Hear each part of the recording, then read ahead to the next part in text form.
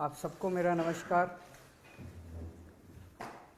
कल supreme court में MCD mayor चुनाव के मामले में आम आदमी पार्टी की बहुत बड़ी जीत हुई, जनतंत्र की जीत हुई, दिल्ली की जनता की जीत हुई, देश की जनता की जीत हुई। जो गलत तरीके से एलजी साहब और बीजेपी वाले हारने के बावजूद भी जोर ज़बरदस्ती करके असंवैधानिक तरीके से, गैरकानूनी तरीके से बीजेपी का मेयर बनाने की कोशिश कर रहे थे, उस षड्यंत्र को एक तरह से नाकाम कर दिया सुप्रीम कोर्ट ने। अभी थोड़ी देर पहले मैंने एलजी साहब के पास प्रस्ताव भेजा है कि 22 फरवरी को मेयर के चुनाव कराए जाएं। मैं उम्मीद करता हूं कि अब जल्द ही चुनाव होंगे और जल्द ही दिल्ली को उनकी मर्ज़ी का, जो उन्होंने वोट डाले थे, जो मैंडेट दिया था, उसके हिसाब से मेयर मिलेगा। लेकिन आज जो मैं आपके सामने रखने जा रहा हूँ मुद्दा, वो सुन के आप लोग चौंक जाएंगे।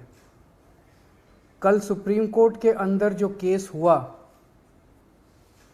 उस केस के पहले की कहानी मैं आप लोगों को बताना चाहता हूँ कि उस केस को असंवैधानिक तरीके से इन्फ्लुएंस करने की किस तरह से एलजी साहब ने कोशिश की कि सुप्रीम कोर्ट के अंदर सच्चाई नहीं बताई जानी चाहिए।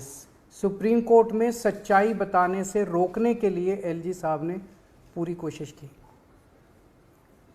शैली ओबेरॉय जो हमारी मेयर कैंडिडेट हैं, उन्होंने सुप्रीम कोर्ट में केस किया।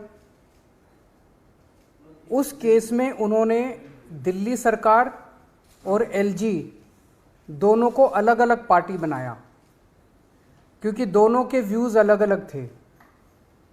एलजी साहब ने कुछ कदम उठाए थे जो दिल्ली सरकार के मुताबिक असंवैधानिक थे, गैरकानूनी थे। तो शैली ओबेरॉय ने दिल्ली सरकार को, एलजी को अलग अलग पार्टी बनाया। दिल्ली सरकार ने यूडी सेक्रेटरी को आदेश दिए कि इस केस में गौतम नारायण को दिल्ली सरकार की तरफ से वकील नियुक्त किया जाए। दिल्ली सरकार की अपनी मर्जी है कि वो किसी को भी वकील बना सकती है। एलजी साहब ने 9 फरवरी की रात को, मुझे याद है कि अगले दिन केस था, 9 फरवरी की रात को यूडी सेक्रेटरी को ये आदेश जारी किया। इसकी कॉपी हम लोगों ने आपको भेज दी है।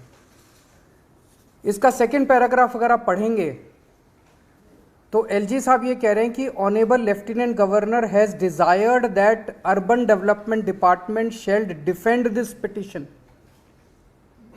उन्होंने कहा, एलजी साहब ने, कि पहली चीज, आप मेरा वकील ही दिल्ली सरकार का वकील भी लगाइए।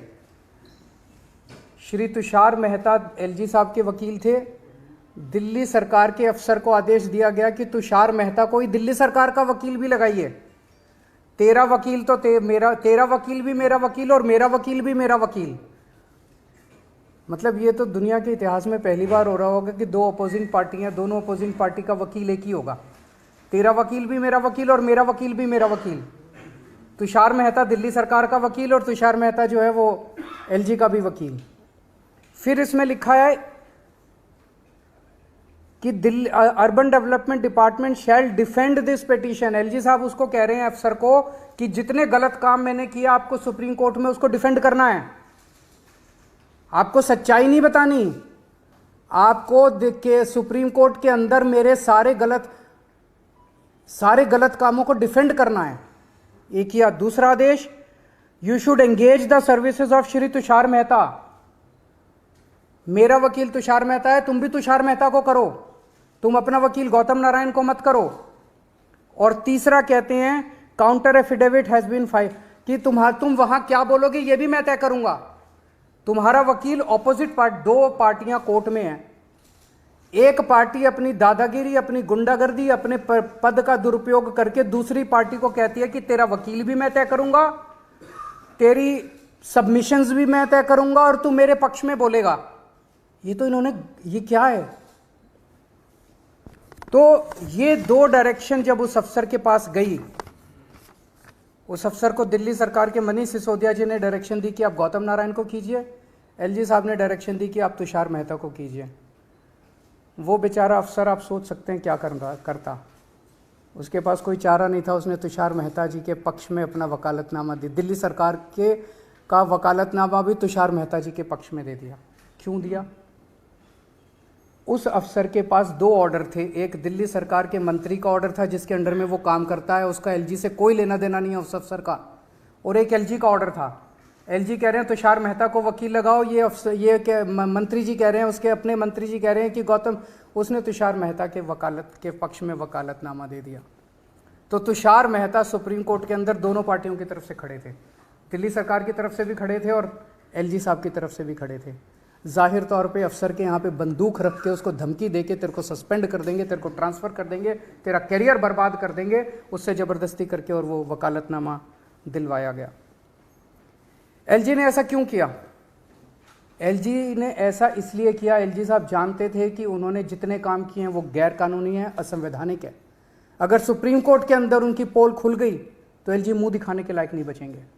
इसीलिए उन्होंने गुंडागर्दी करके, अपना पद का दुरुपयोग करके, उन्होंने दोनों पक्षों का वकील एक करवाया, दोनों पक्षों का काउंटर एफिडेविट एक करवाया। तो इससे साफ साफ जाहिर है कि सुप्रीम कोर्ट में सच को छुपाने के लिए एलजी साहब ने यह सारा षड्यंत्र रचा। जैसे हम फिल्मों में देखते हैं कि जो क्रिटिकल गवाह है उसको कोर्ट में पेश होने से रोकने के लिए कभी उसको किडनैप कर लिया जाता है, कभी उसके परिवार वालों को किडनैप कर लिया जाता है, कभी उसको हत्या कर दी जाती है जो क्रिटिकल विटनेस होता है। ये बहुत बड़ा गुनाह है, ये क्राइम है। एलजी साहब ने जो किया वो वही काम किया कि एक पार्टी के सच्चाई को सुप्रीम कोर्ट के सामने रखने से रोकने के लिए उन्होंने अपना ये सारा षड्यंत्र रचा। ये मैंने कई वकीलों से सुबह से बात की है। This amounts to LG's action amounts to interference in the administration of justice. It is criminal contempt of court. LG of lieutenant governor of Delhi has committed criminal contempt of court. मैंने आज एलजी साहब को ये चिट्ठी भी लिखी है, आप लोगों को उस चिट्ठी की कॉपी भी दे दी है, और मेरी एलजी साहब से अपील है कि इस तरह से गुंडागर्दी करके दिल्ली को चलाने की कोशिश मत कीजिए। दिल्ली के कामों में, चुनी हुई सरकार के काम में इस तरह से गुंडागर्दी करके दखलंदाजी मत कीजिए। वो एक बहुत बड़े संवैधानिक पद पे बैठे हैं, उनकी जिम्मेदारी है न्याय होना चाहिए।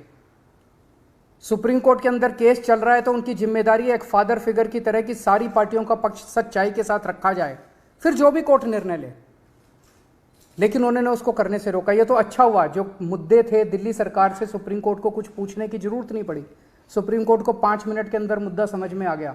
अगर सुप्रीम कोर्ट बाई चांस कल ये पूछता कि दिल्ली सरकार का वकील कौन है, दिल्ली सरकार हमें ये बताए, तो 2 लोग खड़े होते। एक तुषार मेहता खड़ा होता जिसके पास अफसर का वकालतनामा था, और एक गौतम नारायण खड़ा होता जिसके पास मनीष सिसोदिया का वकालतनामा था। ये क्या है? एलजी साहब कर क्या रहे हैं? अगर आपके कोई प्रश्न है तो आप। तो इस कोर्ट में आपकी तरफ से वकील, आम आदमी पार्टी की तरफ से वकील थे? वो था शैली ओबरॉय। शैली ओबरॉय ने 2 लोगों को पार्टी बनाई, एक दिल्ली सरकार को और एक एलजी को। उन्हीं मुद्दों पे एलजी के अलग वो थे, दिल्ली सरकार के अलग थे, तो 2 अलग वकील होने चाहिए थे। तो मान लीजिए कोर्ट एक मुद्दे पे पूछता, दिल्ली सरकार आपको क्या कहना है, एलजी साहब आपको क्या कहना है। कोर्ट को पूछने की जरूरत नहीं पड़ी। कल आपने देखा कि 5 मिनट के अंदर जज साहब को पूरा मुद्दा समझ आ गया, उसके बाद उन्होंने ऑर्डर कर दिया।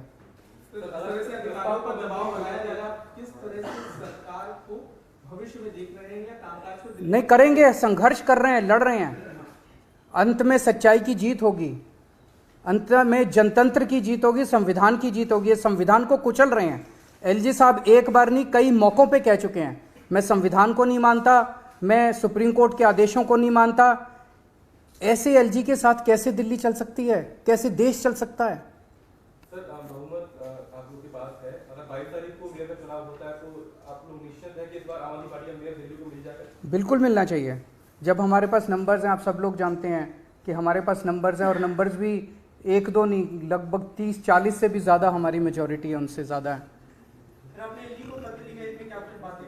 मैंने उनसे यही कहा है कि आपके जैसे आप संवैधानिक पद पे बैठे हैं, इस तरह की हरकतें करना आपको शोभा नहीं देता है।